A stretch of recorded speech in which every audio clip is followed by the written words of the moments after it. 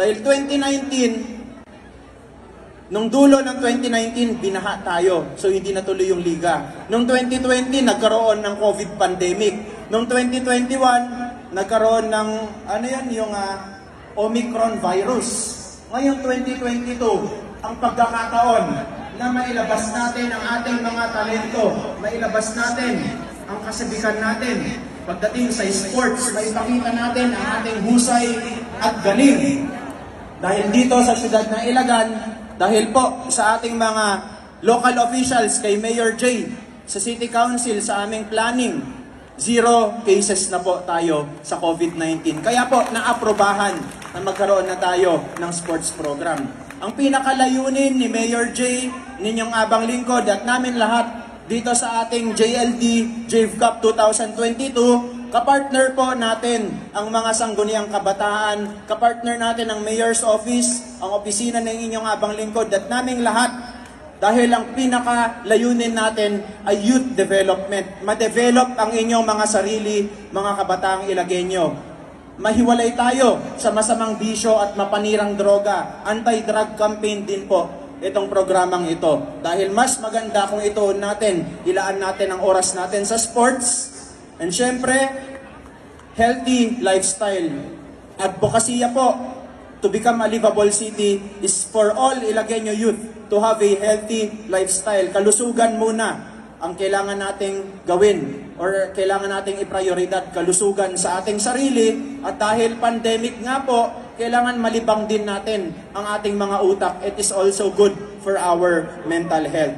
And at the same time, lastly, dahil galing tayo sa iba't ibang mga barangays, prinopromote din po nitong programang ito ang peace, ang unity, ang camaraderie. Dahil kapag meron pong unity, ang pinaka-importance ng unity is for every Ilagenyo or every sector to work together in one common goal. Yun po ang pinaka-importansya ng unity. Pag may pagkakaisa, lahat po ng mga kasamahan natin sa iba't ibang sektor, meron isang common goal towards a livable city or towards progress. Kaya po, pinagsabay-sabay natin, JLD JV Cup 2022, para sa 3-on-3, meron tayong under 13 or U13, U17, para sa mga teenagers, U13 para sa mga elementary at kids, and open age para sa mga kapatid natin na matatanda at mga kapatid natin na nasa Interfraternity Council. 3-on-3 po yun. Meron din po tayo na volleyball dahil gusto natin, meron namang gender equality. Kasi kung puro basketball, puro lalaki lang naman. Syempre, kailangan mapagbigyan din natin yung mga kapatid natin na nasa LGBTQ at mga kapatid natin na nakababaihan. Kaya po nagpalagay tayo ng volleyball, di ba? Ng volleyball sa JV Cup. Expect natin na laging may volleyball na sa mga susunod na taon ng JV Cup. And lastly, yung ating ang lakas ng Batang Ilagenyo program na kung saan yung mga maliliit naman nating mga kapatid ay maturuan sa iba't ibang sports para ma-develop ang kanilang mga sarili. Dahil sa mga hindi nakakaalam, marami na po tayong napa-champion na Kavraa players dahil po sa ALAB program training natin. And magkakaroon pa tayo ng future Olympian, si Hakit de los Santos po. Diba? Future Olympian yan. Galing yan sa siyudad ng Ilagan, nahasa dito sa ALAB program. And syempre, meron din tayo mga PBA players na Ilagenyo dahil sa simpleng pagpapaliga natin katulad ni Jackson Corpus, katulad ni Prince Rivero, katulad ni Richie Rivero. Marami po tayong napoproduce na mga atleta dahil sa programa ng local government unit. At meron na po tayong napagraduate na 10,000 youth scholars sa ALAB program. So asahan niyo po na tuloy-tuloy at consistent, may sustainability itong programang ito para sa inyong lahat.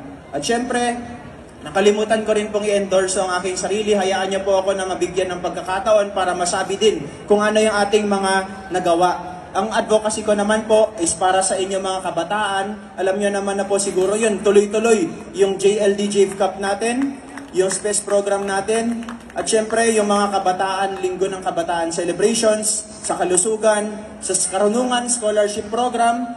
April 12 po, yung scholarship program payout natin para sa ISIP, SINS, and ACES inside Ilagan. May 4 po yung payout natin para sa ISIP, SINS, ACES outside Ilagan.